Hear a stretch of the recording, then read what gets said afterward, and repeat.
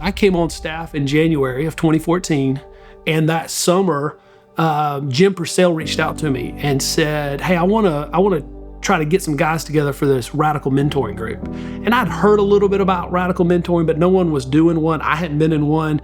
And I remember we met at Zaxby's, had lunch, talked about it. Jim told me about his relationship with Reggie and what radical mentoring was like, who he was looking for. And I said, yeah, let's put something together, or at least try to. And I reached out to a few guys that ended up saying yes to it. And in the process, I said, Jim, can I jump in the group with you? I'll just go through it. I've never been through it. And I remember getting to sit in the room, hearing Jim share his story and going, I didn't know this was possible. And then I remember the fear I had of sharing my story, because in every other context doing that, there was the shame, there was the, here, listen to this sermon, fix this, do this, whatever. When you have a group of guys who are looking at you and you've literally given them the bullets to shoot you with, like everything, I didn't know anything else to tell them about my life or my story. And guys going, man, thanks for sharing. And it was a moment I've told many people here. I'd spent a lot of time reading books, studying about grace.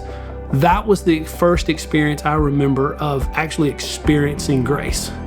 That group went on to just see those guys continue to lead in different areas of our church. And I came back to our leadership and I said, I don't care what we do, we got to make this happen. I remember the leadership here being like, hey, this is a beta test. We're not going to commit to this.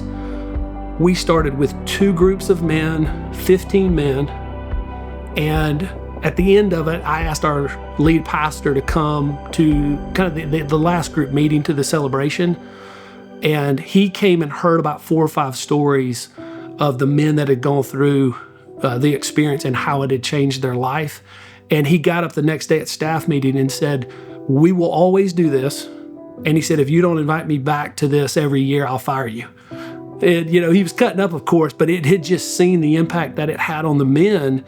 And then 2 years later, I get stopped in the hallway here from a wife of one of the guys that's going through radical mentoring. I'll never forget this. And she said, Whit, I don't know what's going on. Y'all have got to do a group like this for me. She goes, whatever you're doing to my husband, I want. And so the next year we started doing it with women, and it's continued on now. This will coming up our 10th year of these groups. It's now expanded into what we call the Growth Trilogy program at Athens Church. And it's just infiltrated every part of our organization.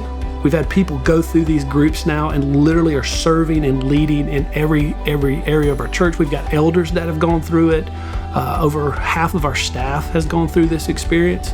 It's hard to put into words the impact and value that radical mentoring has had on Athens Church.